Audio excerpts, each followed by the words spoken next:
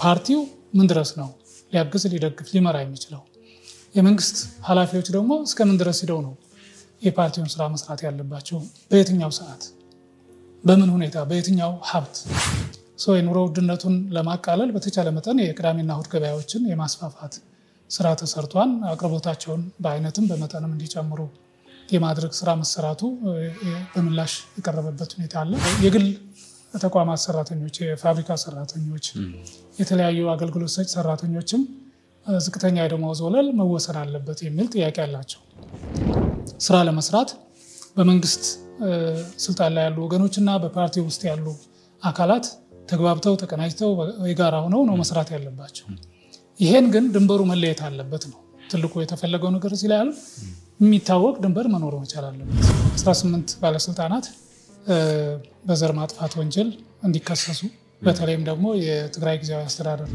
ጌታቸው የሚመሰረቱትና ይዘውት የሚመጡት ፓርቲ ከሞላ ጎደል ሰፋ ያለ ማህበራዊ መሰረት የሚኖረው ህዝባዊ ቅቡልነትን ይዞ የሚመጣ አይነት እንደሚሆን ይገመታል ምናልባትም ደግሞ እነሱ ከተሰረዙ ዋነኛ የትግራይ ህዝብን ስሜት ፍላጎት የሚወክል አይነት ሆኖ ሊመጣ ይችላል በስጋት አይን ማየቱ አይቀርም የተወሰነ እንግዲህ ፍጥጫ እና ወደ ግጭት እስከሚያመራ ድረስ ሊሄድ ይችላል ምክንያቱም የነደብረጽዮን ትነክ ያው እንኳን አይደለም ነጌታቸውን የፌደራል መንግስቱንም ጭምር እኮ ያስፈራራ ነው አይደል በትክክል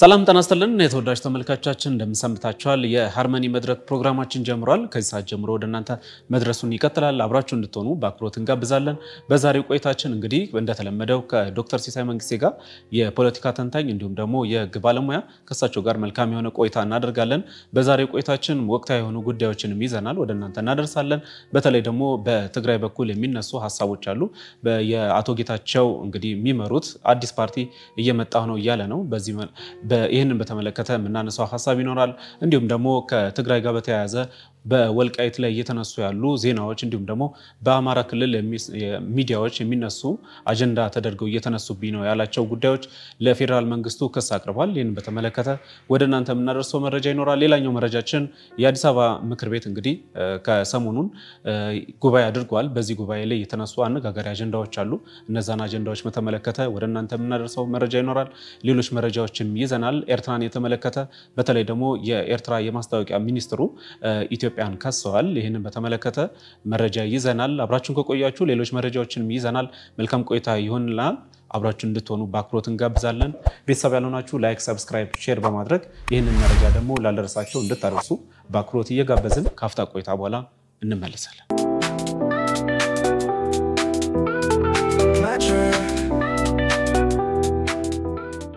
ሰላም ዶክተር እንኳን ደህና መጡ እንኳን ደህና ቆያችሁ እንዴት አደራችሁ አለን እንግዲህ እግዚአብሔር ፈቅዶ ድጋሚ ተገናኝተናል እንግዲህ በየሳምንቱ በየጊዜው አዳዲስ መረጃዎች ይወጣሉ አዳዲስ ጉዳዮች ይወጣሉ ሀገራችንም እንዲሁም ደግሞ ምስራቅ አፍሪካን በተመለከተ በመግቢያ ያላነሳውት አንደኛው ጉዳይ በተለይ የኤርትራ ጉዳይ እንግዲህ ክስ በክስ አርጋናለችና እሱም በኋላ ላይ ምናነሳው ሐሳብ ይኖራል ነገር ግን እንደው በመግቢያ ለማንሳት የፈለኳቸው ጉዳዮች አሉ ለምሳሌ አዲስ አበባ ምክር ቤት እንግዲህ ስብሰባው መደበኛ ስብሰባው ማድረጉ ይታወቃልና ትንሽ አነጋጋሪ ሆኑ እንዲሁም አወያይ የነበሩ ሐሳቦች ካሉ እነሱን እናንሳና ወደ ህወሓት መንደር ደግሞ ሄደን ምናነሳቸው ጉዳዮች አሉ በመግቢያ ያነሳናቸው ወደ እነሱ እንሄዳለን ዶክተር ከዚህ እናስቀድም አመሰግናለሁ አሸበር እንዳልከው በዚህ ሳምንት ውስጥ አንድ የተካሄደው ነገር የአዲስ አበባ ከተማ ምክር ቤት መደበኛ ጉባኤውን አካሂዷል በጉባኤው ላይ የቀረቡ መሰረታዊ አጀንዳዎች በዋነኛነት 3 ነበሩ ማለት ይቻላል አንደኛው በየክፍለ ከተማው የህዝብ ስብሰባ ነበር ወረዳዎችን ያሳተፈ ምን ችግሮች አሉ ምን መልካም ፍጻሜዎች አሉ የሚለውን የመለየት ስራ ተሰርቶ ነበር በህዝብ የተነሱ ጥያቄዎች በህዝብ ተወካዮች አባላት የተነሱ ሐሳቦችን መሰረት አድርጎ ክብርት ከንቲባዋ ማብራሪያ እንዲሰጡ ከየክፍለ ከተማው ጥያቄዎች የቀረቡበት ነበር በዚህ ዙሪያ ያው ብዙ ከየክፍለ ከተማው ተጨባጭ ሁኔታም በከተማ ደረጃ የሚስተዋሉ ችግሮች የሚባሉ ወይም የአገልግሎት መሰናክሎች የተነሱበት ሁኔታ አለ እንግዲህ በዚህ ዙሪያ ጎልተው ከተነሱት አንዱና መሰረታዊ ሆኖ የቀረበው የመንገድ ፕሮጀክቶች በኮሪደር ልማቱ የሚሰራው ስራ የተሻለ ፈጣንና ጥራቱን የጠበቀ ቢሆንም በመደበኛ የተጀመሩ ስራዎች የአዳዲስ ስራዎችም ጥገናዎችም በሚፈልገው ፍጥነትና ጥራት እየተሰሩ አይደለም የሚል ቅሬታዎች ተነስተዋል። የመብራት አገልግሎት ጋር ተያይዞ እንደዚሁ ዋጋ መጨመሩ ምኑ ብቻ ሳይሆን የመብራት ፖሎች ወይም ምሰሶች ተተክለው ግን አገልግሎት የማይሰጡበት የመብራት መቆራረጥ በጣም ጎልቶ የተነሳበት በሁሉም ክፍለ ከተማ ማለት ይቻላል ከመብራት አገልግሎት ጋር ተያይዞ ያለመርካት ቅሬታዎች በደንብ ጎልተው የተነሱበት ውሃ በሳምንት አንድ ጊዜ ወይ በሳምንት ሁለት ጊዜ አንዳንዴም በሳምንት አንድ ጊዜ የማያገኙ አካባቢዎች አሉ። በተቃራኒው ደግሞ ሳምንቱ ሙሉ የሚያገኙ ሰፈሮች ወይም አካባቢዎች አሉ። ይሄ የፍትሃዊ የውሃ ስርጭትን በተመለከተ የተነሳ ጥያቄና ጎልቶ የተነሳ ጉዳይ ነበር። ከዚሁ ጋር ተያይዞ ሌላው ጎላ ብሎ የተነሳውና ትኩረት ስቦ የነበረው የሸማቾች ማህበራት በየወረዳው በየአካባቢው ለህዝቡ እያቀረቡት ያለው አገልግሎት ወይም ሸቀጥ ጥሩ ነገር ነው፣ ግን በሚፈልገውን ያክል በአይነትም በመጠንም ማቅረብ ላይ ውስንነት አለ።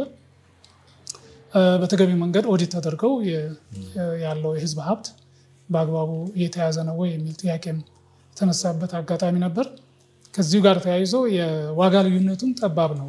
ከነጋዴዎች ከሚሸጡት እና የህዝብ የህብረት ስራ ማህበራት ሱቆች የሚሸጡት ዋጋ ብዙ አይደለም ልዩነቱ የሚል ጎላ ያለ ጥያቄ ነበር። በእርግጥ ለምሳሌ አሁን የስጋ እና የስጋ ምርቶች ላይ ጉልህ የሆነ ልዩነት አለ። ሌሎች ለምሳሌ እንደየአካባቢው ቢወሰንም በጣም ቀንሶ የሚሸጡ ነጋዴዎች ብለህ ብትወስድ የሆነ ሰፈር ላይ 1000 ብር ሊሆን ይችላል ኪሎ። የህብረት ስራ ማህበራት ሱቆች ላይ ግን 500 ብር 520 ብር ማክሲመም ከ520 ብር አይበልጥም። ሰው እንግዲህ ግማሽ በግማሽ ጭምር ይቀንሳሉ ማለት ነው። በሌሎች ጥራጥሬ እህል አይነቶች ላይ በኪሎ የፋብሪካ ውጤቶችም ላይ በኪሎ 10ም 15 ብርም ልዩነት እንዳለ ተገልጿል። ሰው ከዛ በላይ ደግሞ ቢቀንሱ ያው የአስተዳደር ወጫቸውንም የሰራተኞች ደሞዝን ጨምሮ ሌሎች ስራ ማስኬጃዎችን ተሟጠው የሚያልቁበት ሁኔታ ስለሚኖር ጭራሽ አገልግሎቱ ሊቆም የሚችልበት አጋጣሚ ይኖራል። ሌላው ትኩረት የተሰጠው ከዚሁ ጋር ተያይዞ ተከራይተው የነበሩ የህብረት ስራ ሱቆች፣ መጋዘኖች እና የግሮሰሪዎች የመሳሰሉት መዝናኛ ምግብ ቤቶች እንደዚህ አይነቶቹን አከራይቶ ከሚገኘው ገቢ ይልቅ ራሳቸው እየሰሩ አገልግሎቱን ማስፋት ለህብረተሰቡም በቅናሽ ዋጋ ማቅረብ እንዳለባቸው ይሄ ታምኖ ሪፎርም ማካሄዶ የከተማው ህብረት ስራ ኮሚሽን ትልቅ ስራ እየሰራ እንደሆነ ማብራሪያ የተሰጠበት ሁኔታ ነበር። ከመንገድ ጋር ከመብራት ከውሃ ጋር ተያይዘው የተነሱትን ክብርት ከንቲባዋ ሰፋ ያለ ማብራሪያ የሰጡበት ምላሽ የተሰጣቸውን ምላሽ እንደተሰጣቸው አድርገው ያቀረቡበት በቀጣይ ተይዘው የሚሰሩትን ደግሞ እዛው ኃላፊዎችም ስለነበሩ እነሱም ያን ኃላፊነት ወስደው በቀጣይ የሚስተካከሉ የሚሰሩ ስራዎች እንደሚኖሩ ታሳቢ ያደረገ ውይይት ነበረ። ሌላኛው አጀንዳ የተጨማሪ በጀት የማጽደቅ ሁኔታ ነው የነበረው። የከተማ አስተዳደሩ የገንዘብ ቢሮ አጥንቶ ያቀረበው ከ11 ቢሊዮን ብር በላይ ተጨማሪ በጀት ቀርቦ ጸድቋል። ይህም የሆነበት ምክንያት ተጨማሪ ገቢ ስለተገኘ የውጭ እርዳታና ብድርም ዘግይቶ ስለመጣ እንዲሁም ከደሞዝ ጭማሪ ጋር ተያይዞ የፌዴራል መንግስቱ ለከተማ አስተዳደሩ የሰጠው ድጎማ እነዚህ ግምት ውስጥ ገብተው ተደምረው ሲታዩ ወደ 11 ቢሊዮን እና ከዛ በላይ የሆነ ገንዘብ ተጨማሪ ሆኖ ስለተገኘ የግድ በምክር ቤቱ መጽደቅ እና ስራ ላይ መዋል ስለነበረበት እሱ ቀርቦ የጸደቀበት ሁኔታ አለ። የዚህም ተጨማሪ በጀት ፍትሃዊ ስርጭት በደንብ የታየበት ሁኔታ ነበር። አብዛኛው ለካፒታል በጀት አሁንም ተጨማሪ ልማት ስራዎች ለመስራት የሚያስችል አይነት ዝግጅት ነው የነበረው። ይሄን አረጋግጠናል። በመጨረሻ ሹመት የተሰጠበት ሁኔታ አለ። የተወሰኑ ቢሮዎች የማሸጋሸግ እና አዳዲስ ሰዎችንም አንጥቶ ወደ ስራ ኃላፊነት የማብቃት ነገር ነው የነበረው። በዚህም የተረጋገጠው ነገር ምንድነው? የአዲስ አበባ ከተማ አስተዳደር የሁሉም ብሔር ብሔረሰቦች መኖሪያ እንደመሆኑ መጠን በተቻለ መጠን የሁሉንም ብሔር ብሔረሰቦች ተሳትፎ ግምት ውስጥ ያስገባ የሴቶችን እንደዚሁ ተሳትፎ ታሳቢ ያደረገ ሹመት ነበር የተሰጠው። በጣም ጥሩ ሊባል የሚችል ሹመት ነው ብለን ተቀበልነው ሁኔታ አለ። ለምሳሌ አንዱ ከተሿሚዎች አንዱ ከሶማሌ ክልል የሶማሌን ሕዝብ የሚወክሉ ሆነው የቀረቡበት ሁኔታ ነበረ። እንደዚሁ አንደኛዋ የአፋር ተወካይ የሆኑ ስለዚህ የአፋርን ሕዝብ ክልል ወክለው አዲስ አበባም ላይ በኃላፊነት እንዲሰሩ የተደረገበት ሁኔታ አለ። ሌሎችም እዚህ አዲስ አበባ ተወልደው ያደጉ የተሾሙበት አጋጣሚ ነበረ። ከተሿሚዎቹ 2 ሴቶች የሆኑበት ሁኔታ የሴቶችንም ተሳትፎ ያረጋገጠ ነበር ማለት ይቻላል። ሌላው እንደ መልካም ነገር እዚሁ እግረ መንገዴን አንስቼ ማልፈው የትላንትና ለምሳሌ በትላንትና ዕለት ያው እንደምታውቀው የሰራተኞች ቀን ተከብሮ ውሏል። በእንግሊዝኛው ሜይዴይ የሚባለው ማለት ነው። የሰራተኞች ቀን ሲከበር አብሮ መታየት መነሳት የነበረበትና እየተነሳም ያለው ጉዳይ የሰራተኞች የደሞዝ ሁኔታ አሁን ባለው የኑሮ ውድነት በጣም ከባድ ነው። በየጊዜው እየጨመረ የሚሄድ ነው። አንዱ በነገራችን ላይ ከአዲስ አበባ ከተማ ምክር ቤት ጉባኤም ላይ ጎልተው ከተነሱት አንዱ የኑሮ ውድነት ጉዳይ ነው። የኑሮ ውድነቱን ለማቃለል በተቻለ መጠን የቅዳሜና እሁድ ገበያዎችን የማስፋፋት ስራ ተሰርቷል። አቅርቦታቸውን በአይነትም በመጠንም እንዲጨምሩ የማድረግ ስራ መሰራቱ በምላሽ የቀረበበት ሁኔታ አለ። እንዳልኩ የህብረት ስራ ማህበራት እና ዩኒዮኖች የተሻለ አቅም እና ካፒታል ኖሯቸው ከገበሬው ጋር ቀጥታ ምርቶችንም እየተቀበሉ እንዲያቀርቡ ለህብረተሰቡ ከዛ ባሻገር በአራቱም አቅጣጫ የገበያ ማዕከላት ተከፍተዋል። እነዚህ የገበያ ማዕከላት በዙሪያ ያሉ አርሶ አደሮች እያመጡ ምርታቸውን እዛ አቅርበው የሚሸጡበት ሁኔታ ተመቻችቷል። ስለዚህ ቀጥታ ከአርሶ አደሩና ሸማቹ የሚገናኝበት እድልም እንደተፈጠረ በዚህ ምክንያት በተወሰነም ቢሆን የኑሮ ውድነቱን ጣራ በተወሰነ ለመቀነስ ለመክታት ጥረት መደረጉን እንግዲህ በቁጥር አስደግፈው ለማቅረብ ሞክረዋል። ከሰራተኞች ማህበራት ጥያቄዎች ጋርም ተያይዞ እንግዲህ አንዱ የተነሳው በተለይ የሰራተኞች በየራሳቸው አደረጃጀቶች ማለት ነው በየጊዜው እያነሱት ያለው ነገር የደሞዝ ጭማሪ አንዱ ነው። ሁለተኛው የዝቅተኛ የደሞዝ ወለል መወሰን አለበት የሚል የኢትዮጵያ ሰራተኞች ማህበራት ኮንፌዴሬሽን ደጋግሞ ሲያቀርበው የነበረ ጥያቄ ነው። በመንግስት በኩል ምን ምክንያት እንዳለው አላቅም ወይም ምን እንዳስቸገረው አይገባኝም። እስካሁን ይህን ጉዳይ ሲወስን አላየንም። ደሞዝ ለመጨመርም አጠቃላይ የሀገሪቱ አቅም ግምት ውስጥ ሊገባ ይችላል። የአሰሪዎች አቅም እና የሰራተኞች ፍላጎት ታሳቢ ተደርጎ በጥናት ላይ የተመሰረተ ስራ መስራት የሚጠይቅ ነገር አለው። በተለይ እንግዲህ ከሰራተኞች ፌዴሬሽን ጋር ተያይዞ ይለያል። የመንግስት ሰራተኛው እና እነዚህ ይለያያሉ። የመንግስት ሰራተኛው መነሻ የደሞዝ ዝቅተኛው ወለል ይታወቃል። እሱን መንግስት ባለፈው ባደረገው ጭማሪ ትንሽ ለማስተካከል ለማሻሻል ጥረት ያደረገበት ሁኔታ ነበረ። እንደምታስታውሰው 1100 1200 ሁሉ ዝቅተኛ ደሞዝ ነበረ። ይሄን ለማስተካከል መንግስት በወሰደው እርምጃ ወደ 4600 ምናምን ከ4600 በላይ እንዲሆን የዝቅተኛ ደሞዝተኛ በዛ ደረጃ እንዲታይ የተወሰነበት ሁኔታ አለ። እንደየደረጃው ለሌሎችም የተወሰነ የተጨመረ ቢሆንም ከፍ ያለ ደሞዝ ያገኙ ብዙም ጭማሪ ያልነበረበት ሁኔታ አለ። የግል ተቋማት ሰራተኞች፣ የፋብሪካ ሰራተኞች፣ የተለያዩ አገልግሎት ሰጪ ሰራተኞችም ዝቅተኛ የደሞዝ ወለል መወሰን አለበት የሚል ጥያቄ አላቸው። ይሄ እንግዲህ መንግስት በቀጥታ ሊወስን አይችልም፣ ግን ከአሰሪዎች ጋር በመደራደር በመነጋገር ወደዛ መምጣት የሚቻልበት እድል መኖር አለበት። አለዛ የነፃ ገበያ እንቅስቃሴውን የመንግስት እየወሰነበት የሚሄድ አይነት ከሆነ ሌላ ችግር ሊያመጣ ይችላል የሚል ስጋትም ሊኖር ይችላል። ግን ደግሞ የአሰሪና ሰራተኛ ህግ እንደምታውቀው ፕራይቬት በእንግሊዝኛው either private or neither private nor public law ነው የሚባለው። መሀል ላይ ያለ ህግ ነው አዋጅ። የአሰሪና ሰራተኛን ጉዳይ የሚወስነው ህግ መንግስት ነው የሚያወጣው፣ እውነት ነው። ግን በተወሰነ የአሰሪዎችንም መብትና ግዴታ ያስቀምጣል። የሰራተኞችን ጥቅምና ግዴታንም እንደዚሁ ታሳቢ ያደርጋል። ብዙ ጊዜ የሰራተኞችን መብት የሰራተኞችን ጥቅም ቅድሚያ ይሰጣል። ለምን አሰሪ ባለ ሀብት ነው ካፒታል አለው ማሽኑ የሱ ነው ስለዚህ በሰራተኞች ላይ ጫና እንዳይፈጥር አሁን በአገራችን ብዙ ስርዓት ስላለ በቀላሉ ይሄኛውን ያስወጣ ሌላ አዲስ ሰራተኛ ገበያ ላይ ያለ በዝቅተኛ ደሞዝም ሊቀበል ስለሚችል ያን በሚቀንስ መልኩ ነው ያንዳንዱ ነገር ተጠንቶ ስራ ላይ ማዋል ያለበት ሰው ከዚህ አንፃር እንግዲህ መንግስትም የሰራተኞች ማህበራትም የአሰሪዎች ማህበራትም የሶስትዮሽ ግንኙነትን የሚጠይቅ ነገር አለው ሰው የሶስትዮሽ ስምምነት እና መግባባትን ታሳቢ ያደረገ ስራ መስራት እንዳለበት ጥያቄዎች ከቀረቡ ቆይተዋል ሰው በዛ መልኩ የሚነሱ ነገሮች አሉ እንግዲህ የሰራተኞችን ቀን ወይ በዓል ስናስብ ይህን ሳናነሳ ማለፍ ስለሌለብን ነው ሌላው አንድ አዲስ ለውጥ ወይም በመንግስት ሰራተኛ በኩል ደግሞ ያለው እና የሰማነው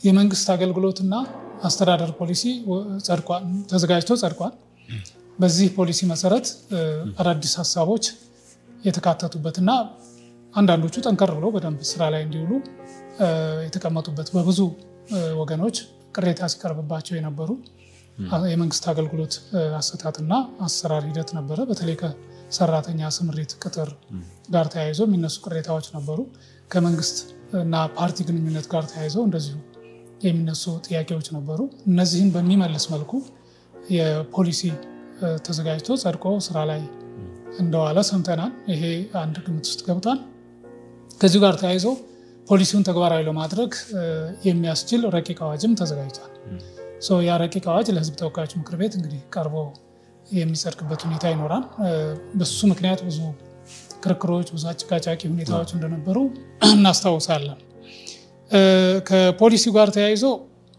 ያው በአንዱ ትኩረት የተሰጣቸው አንድ 3-4 ነጥቦች በደንብ ብናነሳቸው ጥሩ ሊሆኑ ይችላሉ በያስባለሁ የመጀመሪያው የፓርቲና የመንግስት ግንኙነት መልክ መያዝ አለበት የሚለውን ሐሳብ ተቀብሎ ስራ ላይ የሚያውል ነው ሰው የመንግስት አገልግሎት ራሱን የቻለ ነው የፓርቲ ስራና አገልግሎት ደግሞ ይለያያል ስለዚህ በተለይ ገዢው ፓርቲ ብዙ ጊዜ እስካሁን ኢህአዴግን ሲታማበት የነበረው አሁንም ቢሆን ብልጽግና በአንዱ በሌላው መልኩ የሚተችበት ጉዳይ ፓርቲ ላይ ያሉ ሰዎች የመንግስት ስራ ላይ ቀጥተኛ አስተዋጽኦ የሚያደርጉበት የመንግስት ስራ ላይ ያሉ ሰዎች ወይም የመንግስት ኃላፊዎች የፓርቲ ስራ እየሄዱ እየሰሩ የመንግስት ስራ የሚበድሉበት ሁኔታ የሚታይበት አጋጣሚ አለ ሰው ይሄን መልክ ለማስያዝ ስርዓት ለማስያዝ የሚያስችል ፖሊሲ ጸድቋል ይሄ ፖሊሲ በአዋጅ በደንብ በመመሪያ መደገፍ መቻል አለበት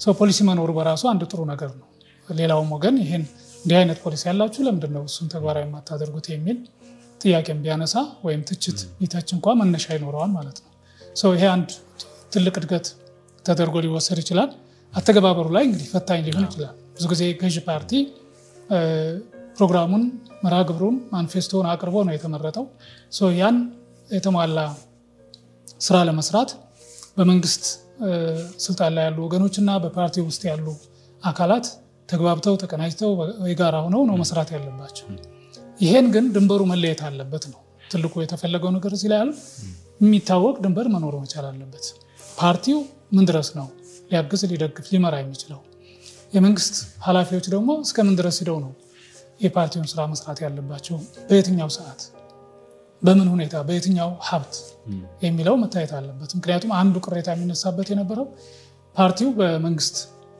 ገንዘብ በመንግስት ሀብት ተሽከርካሪ ሊሆን ይችላል ቢሮ ሊሆን ይችላል እየተጠቀመ ነው የፓርቲ ስራ የሚሰራው የሚል ቅሬታዎች አሉ ሶ ያን ሊያስወግድ በሚችል መልኩ የተዘጋጀ ፖሊሲ እንደሆነ ይጠበቃል ሁለተኛው የመንግስት ሰራተኞች ምደባና ስምሪትን አስመልክቶ እንደዚሁ የተቀመጠ አቅጣጫ አለ ይሄም በዋነኛነት እስካሁን የነበረው አካሄድ ብሔርን መሰረት ያደረገ ወይም ጾታን አካታች ለማድረግ በሚል የሜሪት የሚባለው ነገር ኮምፕሮማይዝ ይደረግ ነበር ስለዚህ አሁን ላይ ግን ዋናው መስፈርት ብቃት መሆን መቻል አለበት ሜሪት ቤዝድ መሆን መቻል አለበት የትምህርት ዝግጅት የስራ ልምድ የስራ አፈጻጸም መልካም ስነ ምግባር እነዚህ የመሳሰሉት ቅድሚያ ሊሰጣቸው ይገባል ሶ ይሄን ታሳቢ ያላደረገ የስራ ምደባና ስምሪት አሁንም ለአልተገባ አሰራርና ግንኙነት በር ይከፍታል። ስለዚህ እነዚህ ነገሮች ትኩረት ሊሰጣቸው ይገባል የሚል የፖሊሲ ሰነዱ ላይ በደንብ ትኩረት ተሰጥቶ የተቀመጠ ሆኖ ያየሁበት ሁኔታ አለ። ሌላው የሲቪል ሰርቪሱ ወይም የመንግስት ሰራተኛው በህዝብ አገልግሎት ስራዎች ውስጥ የተሰማራ የሰው ኃይል እኩልነትን ታሳቢ ያደረገ መሆኑ መቻል አለበት። ፍትሃዊነትን ግምት ውስጥ ማስገባት አለበት። እንዲሁም አካታችነትን ታሳቢ ያደረገ የብዝሃነት እንግዲህ ኢትዮጵያ ውስጥ እንደምታውቀው ብዝሃነት አለ። የሃይማኖት ብዝሃነት አለ፣ የብሔረሰብ ብዝሃነት አለ፣ የአመለካከትም ብዝሃነት ይኖራል። የጾታ እንደዚሁ አለ። የጾታ ልዩነት አለ፣ ወንድ ሴት። ከዛ ውጭ እንኳን የሀገር እውቅና ያለው ሌላ የተለየ ጾታ የለም። የጾታ ስብጥሩም የብሔረሰባዊ ስብጥሩም ወይም ደግሞ የአካል ጉዳተኝነት ሌላው አንዱ ትኩረት የሚያሻው ጉዳይ ነው። እነዚህ በጥናት በተለይ በደንብ ተዘርዝረው የቀረቡበት ሁኔታ አለ። ፖሊሲ ሰነዱ ላይ የአንዳንዶቹ ተሳትፎ ጭራሽ ማለት የምችልበት ሁኔታ ይታያል። ለምሳሌ የአካል ጉዳተኞች ተሳትፎ በጣም ዝቅተኛ መሆኑን መረጃዎች ያመለክታሉ። የሴቶች ተሳትፎም በአንጻራዊነት እያደገ የመጣ የተሻለ ለውጥ የሚታይበት ቢሆንም በተለይ ፌዴራል መስሪያ ቤቶች ላይ ነው እንግዲህ ይህ ጥናት በደንብ የሚያሳየው። ይሄ ግን ሌሎች ክልሎችም ላይ ከተማ አስተዳደሮችም ላይ በግልጽ የሚታይ እንደሆነ ማየት ይቻላል። የፌዴራል መንግስት ሁሉንም የሀገሪቱን ብሔር ብሔረሰቦች መወከል መምሰል መቻል አለበት። ያ ማለት ግን ቅድም እንዳልነው የብቃት ጉዳይ ወይም የሜሪት ጉዳይ ወደ ጎን ይተዋል ማለት አለ። በዛ በመስፈርቱ መሰረት የሚያሟሉ ሆነው ነገር ግን ብዝሃነትንም ታሳቢ ያደረገ አካታችነት አሳታፊነትንም ግምት ውስጥ ያስገባ የሰው ኃይል ስምሪት እና ቅጥር እድገት አስፈላጊ ነው ተብሎ ይታሰባል። ሌላኛው ትኩረት ካገኙት ጉዳዮች አንዱ በዚህ ፖሊሲ ላይ ከተቋማት ጋር ተያይዞ የተቀመጠው አቅጣጫ ነው። ተቋማት ቅንጅት መስራት አለባቸው። በተለይ የአቅም ግንባታ ስራው ምናልባትም በየደረጃው ካሉ የትምህርት ተቋማት ጋር ከትምህርት ሚኒስቴር ሊሆን ይችላል፣ በክልል ደግሞ ትምህርት ቢሮዎች፣ ዩኒቨርሲቲዎች፣ ኮሌጆች ጋር ተቀናጅቶ መስራት እነዚህ እየተጠናከሩ እንዲሄዱ የህዝብ አገልግሎት የሚሰጡ ሰራተኞችን ማቀም፣ ስነ ምግባር፣ አመለካከት የሚቀርጽ እውቀት የሚያሳድግ ስራ መሰራት አለበት። ስለዚህ ከዚህ አንጻር ተቋማትን የማጠናከር ቅንጅታቸውን የበለጠ የማሳደግ ስራ መሰራት እንዳለበት የሚያመለክት አይነት አለ። ሌሎች በርካታ ጠቃሚ ነገሮች አሉት። እነዚህን በጊዜው አንስተን ብንገልጻቸው ሌላውም ሊማርባቸው ይችላል የሚል ሀሳብ ስላለኝ ነው። መልካም። ያው በዚህ ጉዳይ ላይ የተለያዩ በተለይ ደግሞ አነጋጋሪ የሚባሉ ጉዳዮች መነሳታቸውን እንደማይቀር ይታወቃልና እንግዲህ ከአዋጁ ጋር በተያያዘ ደግሞ ተመልሰን የምናነሳቸው ሌሎች ሀሳቦችንም ጨምረን ተመልካቾችም እንግዲህ የተወሰኑ ጥያቄዎችንም በዚህ ጉዳይ ላይ ካቀረቡልን መልሰን ጨምቅ አድርገን ሌሎች ሀሳቦችንም ጨምረን እንመለስበታል። ወደ ሌላኛው ጉዳይ ምናልባት በመግቢያ ለማንሳት ወደ ፈለኩት እንግዲህ ወደ ዛሬው ሌላኛው ጉዳያችን የህወሓት አመራሮች እንግዲህ ክስ ቀርቦባቸዋል። እንግዲህ በአንድ የህግ ባለሙያ በፌዴራል መንግስቱ ባይሆንም ወይም ደግሞ እንግዲህ እነሱም ሲጠይቁት እንደነበረው በዓለም አቀፍ ፍርድ ቤት እንዳኝ የሚል ጥያቄም ሲያነሱ ነበርና ነገር ግን በዚህ በኩል እንግዲህ መጥቶላቸው ይህንን ጉዳይ በተመለከተ እናያለን። ሌላኛው እንግዲህ ከአቶ ጌታቸው ጋር በተያያዘ እንግዲህ አዲሱ ፓርቲ ህወሓትም እስካሁን ድረስ ምንም አይነት መልስ አልሰጠም። የዚህ እንቅስቃሴ ምን ሊመስል ይችላል? እንግዲህ አንዳንዶች እንግዲህ ጌታቸውንም ጨምሮ ፌዴራል መንግስቱም እያገዘው ነው፣ ጊዜምና ቦታም ተመቻችቶለታል የሚሉ ሀሳቦችም ይነሳሉና ከዚህ ጋር በተያያዘ የተወሰኑ ሀሳቦችን እናንሳለን። እንግዲህ ህወሓት ባለስልጣናት በተለያየ ደረጃ ያሉት ጥቆማ ቀርቦባቸው ለፌዴራል ፖሊስ ይመስለኛል ጥቆማ የቀረበው የፌዴራል ፖሊስ ስም ዝርዝር አውጥቷል። ከነዚህ ውስጥ ጌታቸው ረዳም አሉበት፣ ደብረጽዮን እና ሌሎችም በስም ተጠቅሰው የቀረቡበት ሁኔታ አለ። ወደ ስንት ነው የተባሉት? 18 ባለስልጣናት በዘር ማጥፋት ወንጀል እንዲከሰሱ በተለይም ደግሞ የትግራይ ጊዜያዊ አስተዳደር ተመስርቶ በነበረበት ጊዜ 2013 በየደረጃው ያሉ አመራሮችን እና ባለስልጣናትን ሆን ብለው በመግደል በማስገደል ትልቅ እንቅስቃሴ ያደርጉ ነበር፣ አመራር ይሰጡ ነበር፣ ውሳኔ ይወስኑ ነበር የሚል ክስ ነው የቀረበባቸው ጠቋሚውም ስም የተገለጸ ይመስለኛል የህግ ባለሙያው አቶ አበራ ንጉስ እንደሆነ አሁን ጠበቃ ሆነው ይሰራሉ ያኔ 2013 የትግራይ ክልል የፍትህ ቢሮ ኃላፊ ሆነው ሰርተው ነበር በጊዜው አስተዳደሩ ተሹመው ማለት ነው ያን እውነታ ስለሚያውቁ እሳቸው የሚያውቁትን ነገር መረጃም ማስረጃም እንዲሁም የሰዎችን ስም ዝርዝር ያቀርቡበት ሁኔታ አለ ምናልባት የአቶ ጌታቸው እዛ መካተት ለምን የሚል ጥያቄ ያስነሳ ይሆናል አቶ ጌታቸው ቃል አቀባይ ነው የነበሩት እንጂ ከዛ ያለፈ ሚና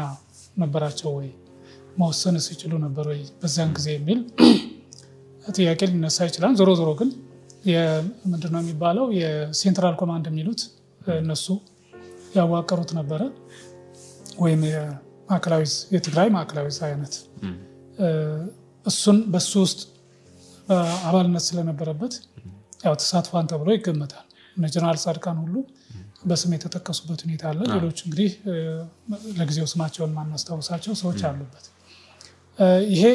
ይሄ ክስ የፌደራል ፖሊስ ምን ያህል ይሄድበታል ምርመራውን ይቀጥላል ወይስ ሌሎች ሁኔታዎችን ታሳቢ ሊያደርግ ይችላል የሚል እንግዲህ በሂደት የምናየው ነው የሚሆነው ከዛ በሻገር እነ ደብረጽዮን በነገራችን ላይ የሽግግር ፍትህ በዓለም አቀፍ ፍርድ ቤት ይታይ ሲሉ እነሱ ራሳቸውን ማለት አይደለም አልነበረም በዋናነት የፌደራል መንግስቱን ባለስልጣናት በዛ እንዲታዩላቸው እንዲዳኙላቸው ነው ፍላጎታቸውን ሲገልጹ የነበሩት እየገለጹ ያሉትና እነሱን የሚያካትት አይነት አይደለም ይሄኛው ግን አንደኛ በሰላም ስምምነቱ መሰረት የዚህ አይነት ጉዳዮች የሚታዩት በህገ መንግስቱ መሰረት በተቋቋሙ ፍርድ ቤቶች ነው ያን ክስ ሂደት ምናልባት የሚከታተል በኃላፊነት የሚመራና የሚያስተባብር ሌላ የፍትህ አካል ሊኖር ይችላል ዋናው ግን በአገር ውስጥ ፍርድ ቤቶች ነው መታየት ያለበት የሚለው በመርህ ደረጃ የተደገፈ ነው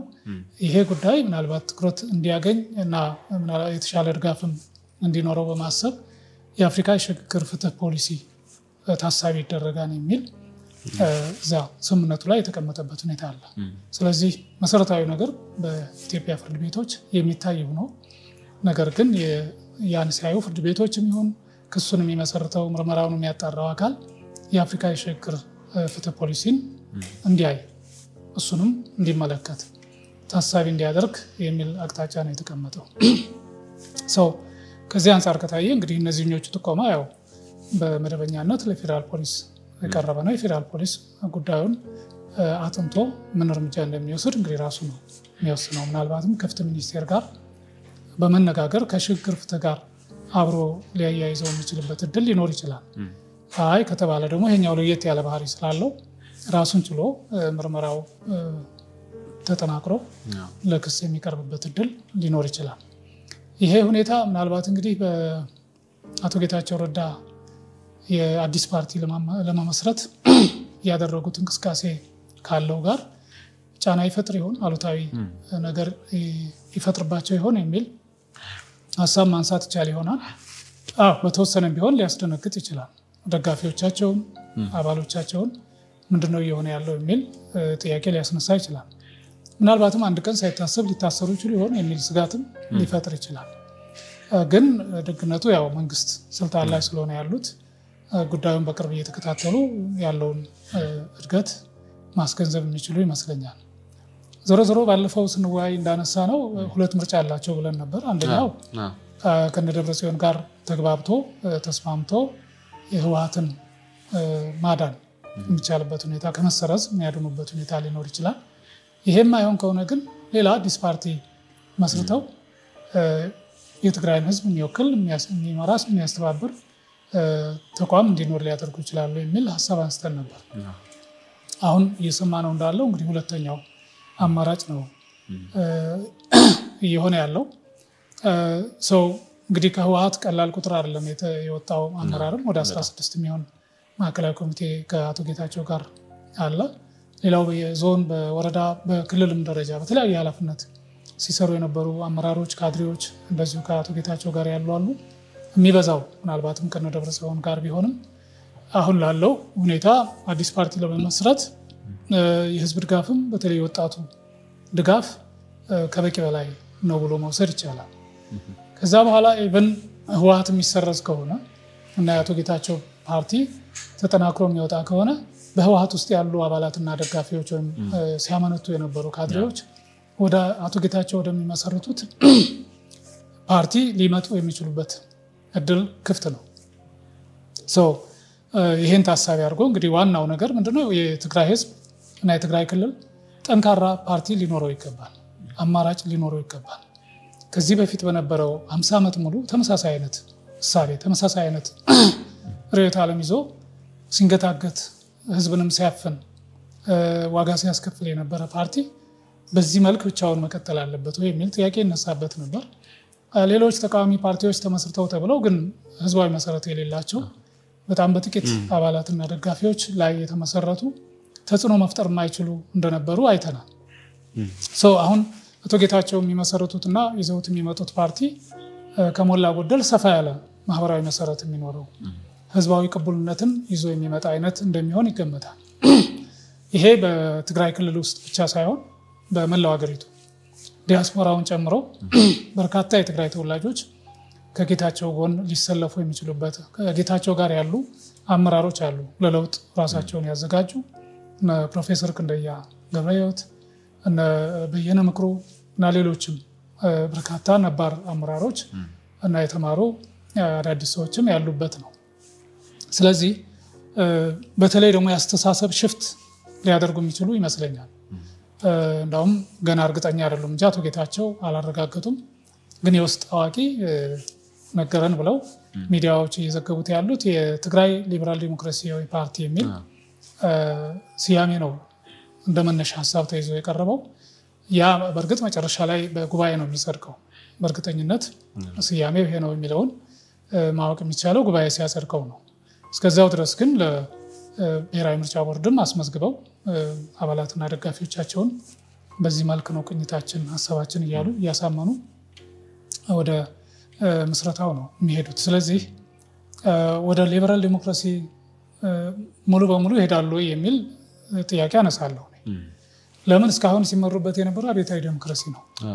ከአብዮታዊ ዲሞክራሲ በአንድ ጊዜ ወደ ሊበራል ዲሞክራሲ ጫፍ አቶ ጌታቸውም ሆነ ጓዶቻቸው ይሄዳሉ የሚል ግምት የለኝም። ከዛ ይልቅ የኔ ግምት መጨረሻ ላይ የሶሻል ዲሞክራሲን አስተሳሰብ ወይም ርዕዮተ ዓለም ሊያራምዱ እንደሚችሉ ገምታለሁ። ለምን አብዮታዊ ዲሞክራሲ ለሶሻል ዲሞክራሲ ነው ሞር የሚቀርበው እንጂ ለሊበራል ዲሞክራሲ አይደለም። ለምን ቀደም ሲል እንግዲህ አንስተን ተወያይተንበት ከሆነ አላቅም የአብዮታዊ ዲሞክራሲ የመጨረሻ ግብ ብሎ ኢህአዴግ ሲያራምደው የነበረው ራሱን ማጥፋት ነው የሚል ነበር። ያ ማለት ምን ማለት ነው? አብዮታዊ ዲሞክራሲ የማህበራዊ መሰረቱን ለምሳሌ አርሶ አደር ነው አብዛኛው ማህበራዊ መሰረት እና ዝቅተኛ የከተማ ገቢ ነዋሪ ያለው ህዝብ ነው የአብዮታዊ ዲሞክራሲ ማህበራዊ መሰረት ተብሎ ይወሰዳል። በሚሰራው ስራ ይሄ የከተማ ነዋሪውም ወደ መካከለኛ ገቢ ያደገ የሚሄድበት አርሶ አደሩም ስራ ባህሪውን እየቀየረ ወደ ላብ አደርነት ወደ መንግስት ሰራተኛነት ወደ ተለያዩ የቢዝነስ አገልግሎት ሰጪ ተቋማት ሰራተኛነት የራሱን ቢዝነስም የሚያካሂድ የቢዝነስ ባለቤት ወደ ንግድ እንቅስቃሴ የሚገባበት ሁኔታ ይኖራል ነው። ያ ሲሆን አሁን ላይ ያለው ከ80% በላይ አርሶ አደር የምንለው እና አርብቶ አደሩን ጨምሮ አርብቶ አደሩ ወደ አርሶ አደርነት እየተቀየረ የሚሄድበት አርሶ አደሩ ወደ ከተሜነት ወደ ተለያዩ የስራ ዘርፎች የሚቀየርበት ሁኔታ ስለሚኖር ወደ መካከለኛ ገቢ ያደገ ይመጣል ተብሎ ይገመታል። ይሄ መካከለኛ ገቢ ላይ የሚመጣው ማህበረሰብ ሁለት ምርጫ ይኖረዋል። አንደኛው በዋነኛነት አብዛኛው መካከለኛ ገቢ ላይ ያለ ማህበረሰብ ወደ ሶሻል ዲሞክራሲ የማዘንበል ሁኔታ ይኖራል። ሌላኛው በዛ ውስጥ ደግሞ ትላልቅ ባለሀብቶች የሚፈጠሩበት በትምህርትም በምሁራዊ እንትን በልሂቃንነትም ከፍ ያለ ደረጃ እየደረሰ የሚመጣበት ሁኔታ ይፈጠራል። ይሄ ከፍተኛው ምሁርና ባለሀብቱ ወደ ሊበራል ዲሞክራሲ የሚያዘነብልበት ሁኔታ ይኖራል። በቁጥር አይነት ስታየው የሚበዛው መካከለኛ ገቢ የሚኖረውና ገና በዝቅተኛ ገቢ ደረጃም ያለ ማህበረሰብ ስለሚኖር እነዚህን ሁለቱን አጣጥሞና አቻችሎ ሊሄድ የሚችለው ሶሻል ዲሞክራሲ ነው ተብሎ ይታሰባል። ይሄ በአውሮፓ በተለይ በስካንዲኔቪያን ካንትሪስ የሚባሉት የስዊድን፣ ኖርዌይ፣ ፊንላንድ እና ዴንማርክ የመሳሰሉት ሀገራት በጣም በሰፊው የሚጠቀሙበት ሌሎች አንዳንድ የአውሮፓ ሀገራትም እንደዚሁ ሶሻል ዲሞክራሲን በአግባቡ ስራ ላይ አውለው የምታገኝበት ሁኔታ አለ። ለምሳሌ ስዊዘርላንድን፣ ጀርመንን በዚህ ረገድ ጉልህ ሚና አላቸው። ሰው የትግራይ ፖለቲካም ምናልባት የሚቀርበው ወደ ሶሻል ዲሞክራሲ ነው እንጂ በቀጥታ ወደ ሊበራል ዲሞክራሲ ነው ብዬ አላምንም። ለምን ትግራይ ውስጥ ገና ብዙ ባለሀብት አለ ማለት አይቻልም። ትግራይ ውስጥ ያን ያህል ትልቅ የተማረ የህብረተሰብ ክፍል አለ ማለት አይቻልም። አብዛኛው ገና በዝቅተኛ ገቢ ደረጃ ያለ ድሃ ህዝብ ነው። እንደውም ተረጅ ህዝብ ይበዛዋል። በምግብ ዋስትና ላይ የተመሰረተ ህይወት ያላቸው የህብረተሰብ ክፍሎች ቁጥራቸው ይበዛል። ሰው ጥቂት ባለሀብቶችን ይዘህ ጥቂት ምሁራንን ብቻ ይዞ ሊበራል ዲሞክራሲን መርህ ወይም ርዕዮተ ዓለም በትግራይ ላይ ተገብራለሁ ማለት በጣም ከባድ ነው። ሰው ይሄኛው ዝም ብሎ ለማጫወቻ የተፈለገ ካልሆነ ወይም በኋላ ቀስ ብሎ ሽፍት ለማድረግ ወይም ለማለማመድ ከአንዱ ጫፍ ወደ አንዱ ጫፍ ተወስድና በኋላ ወደ መካከለኛው ነገር ሲመጣ አብዛኛው ሊቀበለው የሚችልበት እድል ይኖራል። ሰው በዛ መልክ ነው ሊታይ የሚችለው ብዬ ነው ማምነው። ሰው አቶ ጌታቸውም በእርግጠኝነት በቀጥታ ወደ ሊበራል ዲሞክራሲ የምንሄድበት ሁኔታ አይኖርም የሚል ሀሳብ ሲሰጡ ሰምቻለሁ። እናም ወደ ሶሻል ዲሞክራሲ ሊገቡ ይችላሉ የሚል ግምት አለ። ያ ቢሆን ነው ለትግራይ ህዝብም ለኢትዮጵያም በአጠቃላይ አስተዋጽኦ ሊያደርግ የሚችለው የሚል እምነት አለ። ዞሮ ዞሮ እንግዲህ አቶ ጌታቸው እና ጓደኞቻቸው የጀመሩት ነገር ተጠናክሮ መቀጠሉ የሚቀር አይመስለኝም። እንዳልከው ፌደራል መንግስትም ሊደግፋቸው ይችላል። በዚህ ዙሪያ እንግዲህ እስካሁን በደብረጽዮን የሚመራው ትህነግ ምንም ያለው ነገር የለም። ምንም ሊል አይችልም፣ መብታቸው ነው። ምክንያቱም አባረናቸውም ብለው የለም እነሱ። ስለዚህ የተባረረው ኃይል ሰብሰብ ብሎ ሌላ ፓርቲ አቋቁሞ ቢመጣ ያው ተገዳዳሪ እንደሚሆነው ያውቃዋል። ምናልባትም ደግሞ እነሱ ከተሰረዙ ዋነኛ የትግራይ ህዝብን ስሜት ፍላጎት የሚወክል አይነት ሆኖ ሊመጣ ይችላል። በስጋት አይን ማየቱ አይቀርም። የተወሰነ እንግዲህ ፍጥጫ እና ወደ ግጭት እስከሚያመራ ድረስ ሊሄድ ይችላል። ምክንያቱም የደብረጽዮን ትህነግ ያው እንኳን አይደለም ጌታቸውን የፌደራል መንግስቱንም ጭምር እኮ እያስፈራራ ነው አይደል? የብሔራዊ ምርጫ ቦርድ የማይመዘግበን እውቅና የማይሰጠን ከሆነ ወደ ያልሆነ ግጭት ወደ ያልተፈለገ ሁኔታ ሊፈጠር ይችላል ምናምን ብሎ ሲያስፈራራ ሲያስጠነቅቅ ነበር። ያ እንግዲህ እስከምን ድረስ ያስኬደዋል ምናየው ነው በሂደት ቅርብ ጊዜ ስለሆነ እየመጣ ያለው። በአጠቃላይ ግን የነ አቶ ጌታቸው እንቅስቃሴ አይ ቲንክ የአብዛኛውን የትግራይ ህዝብ ስሜትና ፍላጎት የሚስብ ወይም ቀልብ የሚስብ አይነት መሆኑ የሚቀር አይመስለኝም። ከዛ ያለፈው ሌላውም የሚደግፋቸው ይመስለኛል።